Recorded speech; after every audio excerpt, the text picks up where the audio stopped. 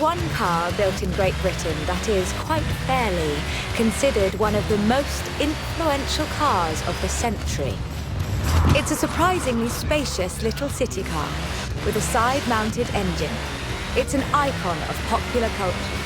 It's been built on every continent where there's a car factory. It's the Mini. The Mini Cooper S was built to be a performance machine with deeper engines, twin carburetors and front disc brakes.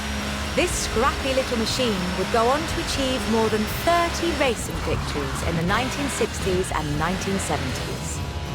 A Mini Cooper S flying number 37 placed first at the 1964 Monte Carlo Rally. Driven by Paddy Hopker and Henry Liddon, this was the last time an all-British crew would win the event. But not the last time a Mini would. At Monte Carlo in 1966, Minis took the first, second and third positions. They were all disqualified because they had dimming headlamps, not because they were winning everything in sight. In 1999, the Car of the Century Award was presented to the most influential car of the 20th century. The Mini came second. It was beaten by the Model T Ford. That's fair, I suppose. 5.3 million Minis would be sold, making it the most popular British car.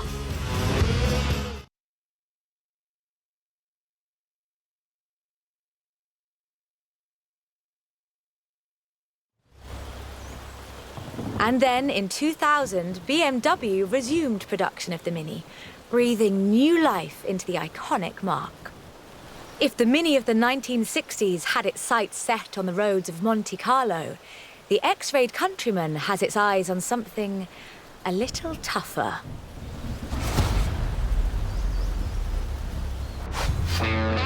The deserts and rough terrain of the Dakar, for starters. A wit once said that the only thing Mini in this monster was the pedal. That's rather missing the point, I think.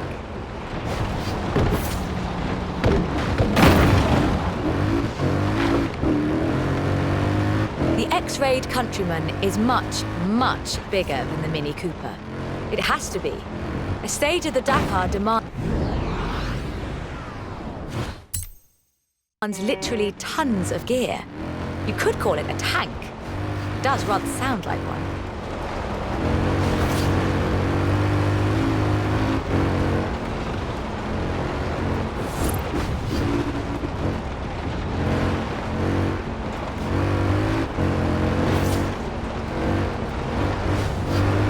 When Mini's X-Rayed division set out to build this thing, they had one goal in mind: winning the Dakar.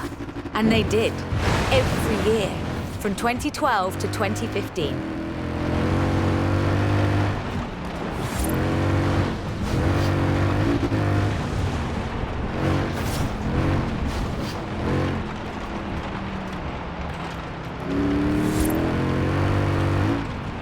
It's designed to be driven for 2 weeks over deserts and badlands, 5 kilometers above sea level.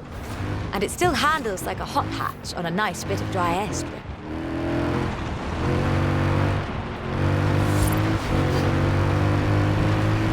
Owners come and go. The heritage of a car like the Mini is more than who owns the keys to the shop. I fully expect to see Mini's wings flying for another century.